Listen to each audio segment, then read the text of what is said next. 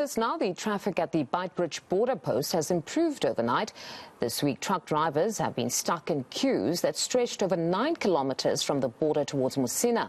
The chaos is due to tolling system upgrades. Reporter Manqoba Mchunu joins us now for more. Manqoba, is the situation getting any better now? We understand ever since last night it looked somewhat okay. Indeed, Fundo, the situation has quite drastically improved here at the Beitbridge Border Post here in Limpopo. Of course, it was quite concerning yesterday when we saw those long, snaky queues that went as far as Musina town, which is about 12 kilometers away from where we are. But I can just step out of shot and show you, Fundo, that there has been quite a significant reduction in the number of trucks. And in fact, today we're seeing quite a lot of movement compared to what we saw yesterday. And the queue currently, I can tell you that it's just way below 2 kilometers from the border, which is a far cry from the 9 kilometers that we saw here yesterday. And just to put it in terms of the impact that it's had, we do understand from the Road Freight Association that each truck would cost about 5,000 rand per day to be out here on the streets. And that translates to roughly about 200 rand per hour just to stand in a queue here and to wait to go onto the Beitbridge Border Post. But I want to get a sense from the drivers if they're seeing this difference at all and if there has been a change in their condition. And joining me now is one of the truck drivers who's of course here on the queue. Baba, what have you seen so far? Is the situation getting better? Yeah, I think the situation is getting better. From yesterday, we've been seeing quite a big difference. It was like from the previous days we've been spending more than a week here, but now it's less than 2 kilometers from here, so like everyone who's arriving today will just cross. So I think the situation now is a bit better, and traffic movement is now a bit quick than previously, because we were spending more than 7 days on the queue, but now you can just arrive like yesterday and tomorrow you'll be crossing. So I think everything now is okay. I think now everything is moving smoothly. And when did you arrive here at this queue?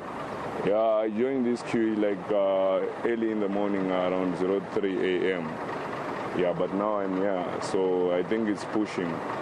Because I think in less than 30 minutes time I'll be inside the border gate. So I think now everything they're pushing. I think they're pushing, and I think everything is working out nice.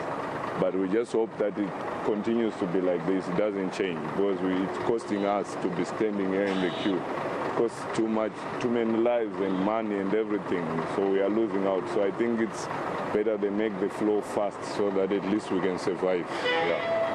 And in terms of, the conditions that you've had to deal with today, they're much better, of course, than the past few days that we've seen many of the drivers stuck here. Yeah, I think today everything is better, because the queue is really moving. Everything is really moving. So, from today, if they keep on doing it like this, then at least our job will be easier, because everything is always hard for a truck driver. So I think if they make it quick like this, at least we get some time to rest and see our families on time. So I think it's okay like this.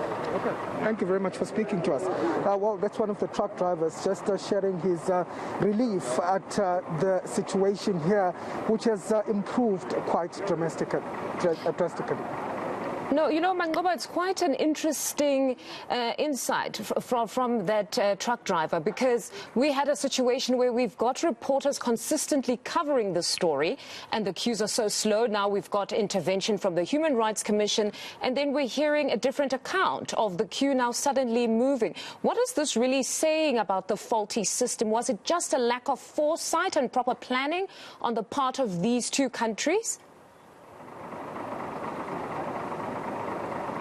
Indeed, it will appear so, but certainly from the side of the Zimbabwean government, we do understand, of course, that there have been some errors when it comes to the electronic system in Zimbabwe. But also what's compounded this problem is the issue of the new tolling system that has been introduced by Zim Borders. We understand that they are now collecting fees of up to $200 and they're really asking those drivers who are not from Zimbabwe to pay this money in cash.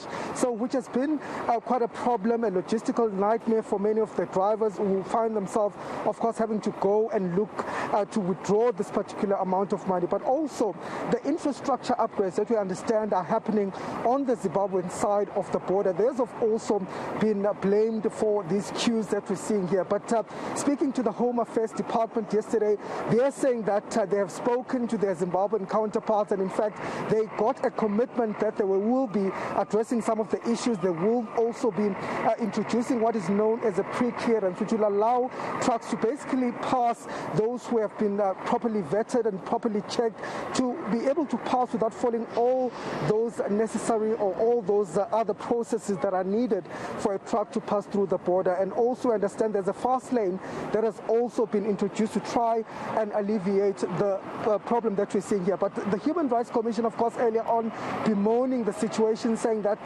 the South African government itself could have done better in terms of providing some of those facilities, which include the ablution facilities as well as water to some of these truck drivers. And this is what they had to say earlier on.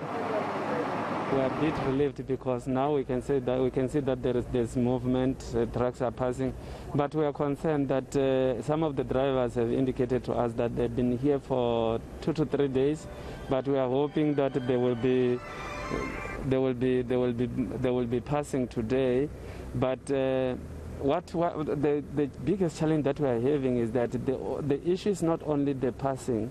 The issue is that when the people are stuck here at the border, what do we do as a government? We just say that the delay is on the other side and we fold our arms, because these are human beings. Some of them have spent weeks here with no water, with no food, with no ablution facilities. So that should be the concern to us. If they are here, we must provide for those things, because those things are related to human rights. If they have the right to have ablution facilities, you can't spend days helping yourself in the bush. It can't be that way.